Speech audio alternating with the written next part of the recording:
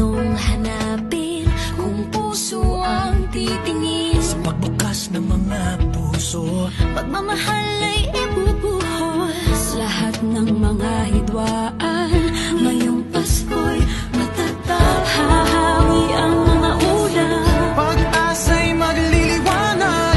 ang pag-ibig ng Diyos Sisinag sa lahat. ngayong Pasko'y pag-ibig ang kailangan ng daigdig.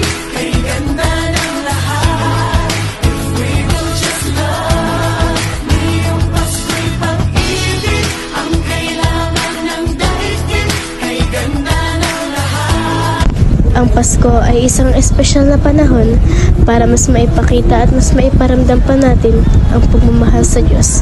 Kaya sabay-sabay natin salubungin ang araw ng kanyang kapanganakan, ang araw ng Pasko. Naririnig mo na ba ang karaling ng mga bata?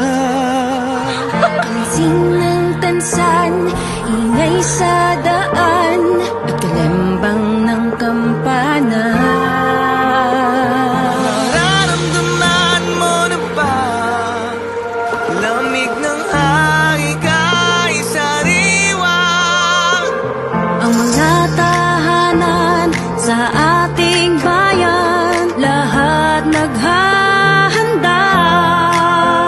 Sa pagsilong sa tagapagligtas ng buong sanlibutan, bawat isa'y nagagalak at tunay na nagdiriwas. Pangreheleno angat sa mundo, pagmamahal ay kumikislap dito.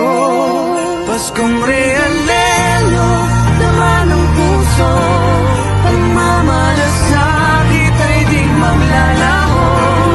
Pagkat si Jesus lamang ang totoo at tatatanging diwa ng Pasko.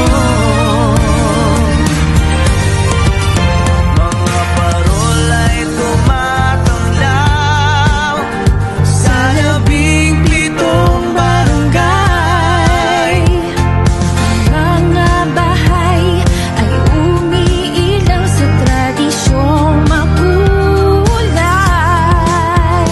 Mga miyembro ng pamilya, kontento sa simpleng regalo. Ang mahalaga ay sama-sama sa pagsalubong sa Pasko. At pagsilang sa tagapagligtas ng buong sanlibutan, bawat isa'y nagagalak at tunay na nagdiriwang. Paskong realelo angat sa mundo, pagmamahal ay kumikislap dito. Paskong Maraming paraan para maipakita ang pagmamahal sa Diyos, lalo na sa Pasko. Ang pagbibigay ng regalo, paglalaan ng oras sa Kanya, pagdarasal, at pagpapatawad ay isa lamang sa napakaraming paraan para maipakita natin ang ating pagmamahal.